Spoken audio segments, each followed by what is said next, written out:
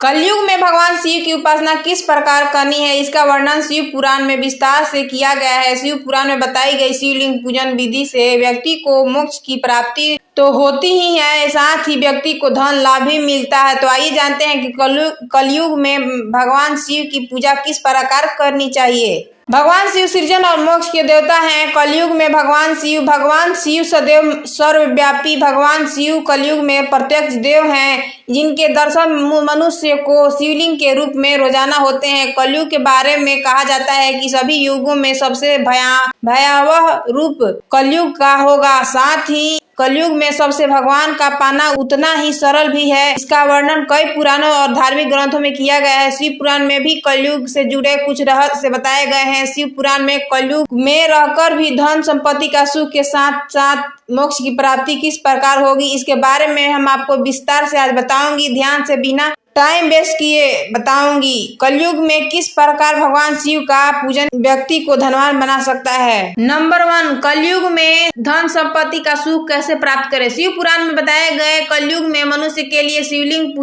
पूजन से श्रेष्ठ कुछ भी नहीं है। यह समस्या शास्त्रों का निश्चित सिद्धांत है। शिव पुराण में सूत जी ने बताया है कि शिवलिंग भोग और मोक्ष देने वाला, यानी शिवलिंग का पूजन व्यक्ति को सांसारिक सुख सुविधा के साथ साथ मोक्ष प्रदान करता है। यानी कलयुग में जो भी व्यक्ति शिवलिंग के पूजन करेगा उसके लिए मोक्ष के द्वार खुले रहेंगे, साथ ही धन संपत्ति का सुख भी व्यक्ति को मिलता रहेगा। नंबर 2, शिवलिंग कितने प्रकार के हैं। शिव पुराण में बताया गया है कि शिवलिंग 3 प्रकार के होते हैं, उत्तम, मध्यम और अधम शिवलिंग। जो 4 उंगलियां ऊंचा और देखने में बहुत सुंदर हो और वेदी से युक्त हो, उस शिवलिंग को महर्षियों ने उत्तम कहा है।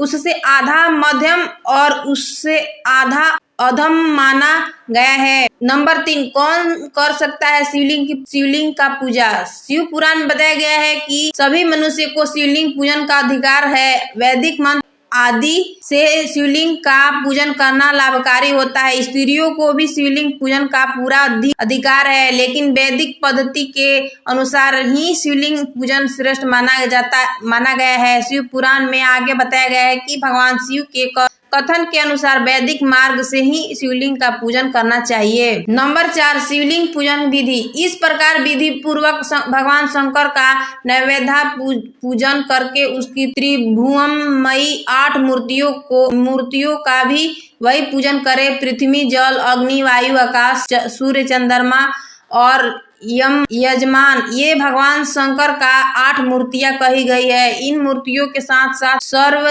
धव, रुद्र, उदय, भीम, ईश्वर, महादेव तथा पशुपति, इन नामों की ये भी याचना करें।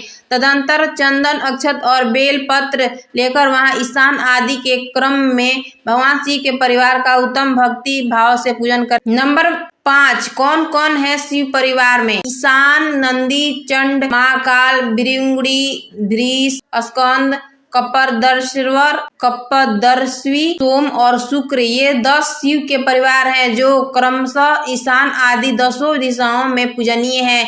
तत्पश्चात भगवान शिव के सक्षम वीरभद्र का और पीछे कृति मुख का पूजन करके विधि पूर्वक 11 रुद्रों का पूजा करें। इसके बाद पंचाक्षर मंत्र का नमः शिवाय का जाप करके शतरुद्रित स्तोत्र का नाना प्रकार के स्तुतियां का तथा पंचांग का पाठ करे। तत्पश्चात परिक्रमा और नमस्कार करके शिवलिंग का विसर्जन कर देना चाहिए। नंबर 6, शिवलिंग की किस दिशा में बैठकर पूजा करनी चाहिए। शिव पुराण के अनुसार शिवलिंग से पूर्व दिशा में आश्रय लेकर नहीं बैठना चाहिए, क्योंकि वह दिशा भगवान शिव के आगे या सामने पड़ती है। शिवलिंग के उत्तर दिशा में भी न बैठे, क्योंकि उधर भगवान शिव का वामांग है, जहाँ माँ पार्वती विराजमान होती है। शिवलिंग से पश्चिम दिशा में भी नहीं बैठना चाहिए, वह आराध्य देव का पृष्ठ भाग है, पीछे का भाग। दक्षिण दिशा का ही